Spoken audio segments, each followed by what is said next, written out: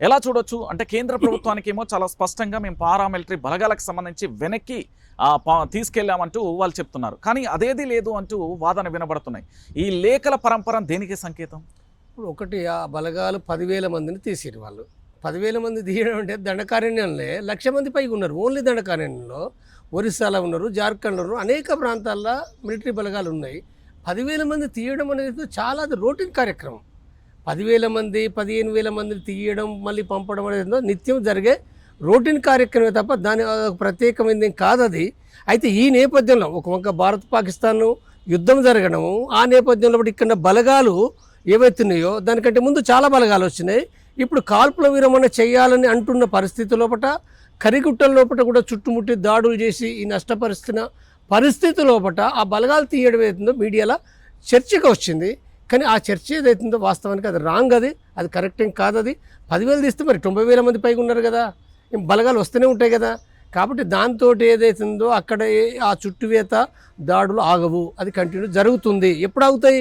కేంద్ర ప్రభుత్వం కాల్పుల విరమణ ప్రకటించినప్పుడు మాత్రమే ఆగుతాయి. అంటే నిజాయితీగా వాళ్ళు కాల్పుల విరమణ ప్రకటించాలి. ప్రకటించడం ద్వారా శాంతి ప్రక్రియ ప్రారంభమవుతుంది. అది జరగకుండా ఎట్టి పరిస్థితులు కూడా ఆగవు. అంటే ఇక్కడ మీరు అన్నట్టుగా కేంద్ర బలగాలను 10,000 మంది ఉంటారా పోలీసులు? అంటే అన్ని రాష్ట్రాలు కలిపి మీరు చెప్తున్నారా? కర్రెగుట్టలలోకి వెళ్ళిన పోలీసులు లేదా మిలిటరీ బలగాలు చెప్తున్నారు? ఒక్క ఛత్తీస్గఢ్లోనే 1,00,000 పైగా బలగాలు ఉన్నాయి. ఒక్క ఛత్తీస్గఢ్ డీకే, ఛత్తీస్గఢ్ అంటే ఓన్లీ డీకే లోపల ఒక 4-5 జిల్లాలు, బీజాపూరు, కాంకేరు, నారాయణపూరు, మాడు ఏదైతుందో ఈ కొన్ని జిల్లాల లోపల ఉన్న బలగాల సంఖ్య 1,00,000 పైగా ఉన్నది. కాబట్టి 10,000 పోవడం రావడం అనేది సాధారణమైన విషయం. మళ్ళీ వస్తారు కదా, వచ్చిన విషయాలు వీళ్ళకేం తెలివాయి కదా, పోయిన విషయాలు మాత్రమే వాళ్ళు రాసిరు అంతే. అది దానికి ప్రాముఖ్యత ఏమీ లేదు. అంటే దాని అర్థం ఏదైతుందో అంటే దాడులు ఆపు చేసుకుంటున్నారు, కగారు ఆపుతున్నారని కాదు కదా. కగారు కూడా ఆపడం ఏం లేదు. ఓన్లీ వాళ్ళు ప్రకటించింది ఏంటంటే మిలిటరీ బలగాలు కగారులో 21 రోజులుగా కొనసాగిన ఆపరేషను ప్రస్తుతం ఇప్పుడు అది ఆగిపోయిందనే విషయం చెప్పారు. 30 మంది చనిపోయినరు, అది ఆగిపోయిందని చెప్పారు. ఓన్లీ కరిగుట్టలు అంటే ఒక చిన్న ప్రాంతం, మొత్తం దండకాండలో ఒక చిన్న ప్రాంతం అది. కాబట్టి అది మొత్తం ఆగలే కదా. అనేక క్యాంపులు, ఒక్కొక్క క్యాంపులో 500, 1000 మంది మిలిటరీ బలగాలు ఉన్నాయి. 3 కిలోమీటర్లకు ఒక క్యాంప్ ఉన్నది. అవేం ఎత్తేయలే కదా. స్పెషల్ ఫోర్సెస్ ఎంగేజ్ అయితేనే ఉన్నది కదా. దాంట్లో ఏ మార్పులు లేవు. ఛత్తీస్గఢ్లో తిరుగుతున్నారు, ఒరిస్సాలో తిరుగుతున్నారు, జార్ఖండ్లో ఉన్నది, మహారాష్ట్ర ఉంది, మధ్యప్రదేశ్ ఉంది. అనేక రాష్ట్రాల్లో కూడా మిలిటరీ బలగాలు ఏవైతున్నాయో ఆ కగారు ఆపరేషన్ కొనసాగిస్తూనే ఉన్నాయి. దాంట్లో మార్పు ఏమీ లేదు ఇప్పటి వరకు కూడా. అంటే అక్కడికి పోలీసుల మిలిటరీ బలగాలను వెనక్కి పంపించామనే మాట అవాస్తవం. అంటే అది మామూలు రోటీన్ల భాగంగా జరిగే ప్రక్రియ అంతే. ఇప్పుడు మావోయిస్టులకు సంబంధించి ఆ గుట్టల్లో ప్రాంతంలోతో పాటు చాలా గుట్టలు ఉన్నాయి కదా, అడవి ప్రాంతాలలో చాలా మంది ఉన్న పరిస్థితి కనబడుతుంది. అంటే టార్గెట్ నిజంగా మావోయిస్టులేనా లేకపోతే ప్రభుత్వాలకు మరి వేరే ఉద్దేశం ఉందా? ఇప్పుడు ఒకటి మావోయిస్టులు టార్గెట్ కావడం అనేది సాధారణంగా ఉండే విషయమే. మావోయిస్టులు ఎందుకు టార్గెట్ చేస్తారు? మావోయిస్టులు టార్గెట్ చేయడం అంటే ఇక్కడ ఒకనాడు భూస్వామి వర్గాలకు వ్యతిరేకంగా వాళ్ళు పోరాడినరు. భూస్వాముల పక్ష ప్రభుత్వం ఉంటుంది కాబట్టి తప్పనిసరిగా మావోయిస్టులు అనసడం వాళ్ళకి అవసరం. ఇవాళ అక్కడ ఛత్తీస్గఢ్ లోపల ఉన్న సమస్య ఏంటిది? గనులు ఉన్నాయి. గనులు, ఇనుము ఉన్నది, బంగారం ఉన్నది, రకరకాల ఖనిజాలు ఉన్నాయి. కాబట్టి ఈ ఖనిజాలు ఏవైతున్నాయో ఆల్రెడీ బయలుడిల్లా లోపల కనీసం 70 సంవత్సరాల పైనుంచి, ఇంకా నాకు ఆ చరిత్ర తెలియదు కానీ ఎప్పటి నుంచో గనులు తీస్తూనే ఉన్నారు.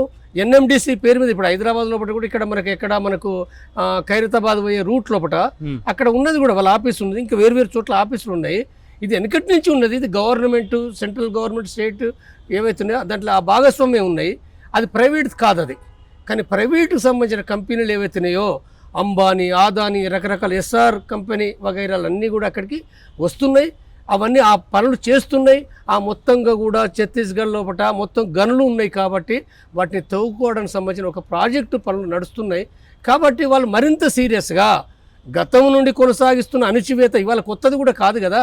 కేంద్ర ప్రభుత్వం, బీజేపీ కేంద్ర ప్రభుత్వం కొనసాగిస్తున్న దాడి ఇలా కొత్తదేం కాదు. మావోయిస్టు పార్టీ ఎప్పుడు పోయింది? 1980లో అక్కడికి పోయింది. 80 తర్వాత అంత పెద్ద దాడులు లేవు. కొద్ది కాలం తర్వాత అవి స్టార్ట్ అయినాయి. 85, 90 తర్వాత దాడులు స్టార్ట్ అయినాయి.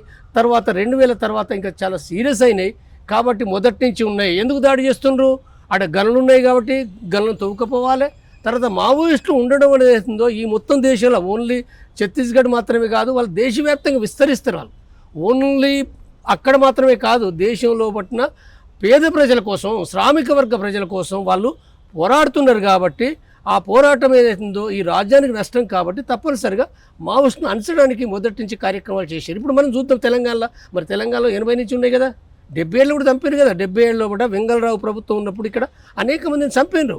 70 ఏళ్ళు చంపారు, 80లో చంపారు, 85లో 84లో ఎన్టీ రామారావు ముఖ్యమంత్రి అయిన తర్వాత కూడా చాలామంది చంపారు కదా. పల్లె కనకను, హరిభూషణ్ను అనేక మందిని బూటుకు వెనుకొంటూ చేశారు. తర్వాత అనేక దళాలపైన కాల్పులు చేశారు, చంపేశారు.